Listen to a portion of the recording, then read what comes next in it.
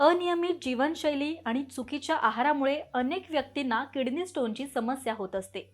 तर या आजारानं त्रस्त झालेल्या रुग्णांनी कोणत्या पदार्थांचं सेवन टाळावं ते आजच्या व्हिडिओमध्ये आपण पाहूयात. नंबर 1. पालकामध्ये आढळणाऱ्या ऑक्सलेटमुळे रक्तामध्ये कॅल्शियम जमा होतं आणि किडनी ते फिल्टर करू शकत नाही. त्यामुळे पालकाचं सेवन टाळा. नंबर 2.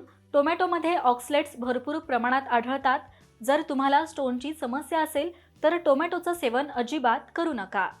नंबर 3. स्टोनच्या रुग्णांनी चॉकलेट टाळावं, कारण चॉकलेटमध्ये ऑक्सलेटचं प्रमाण जास्त असतं.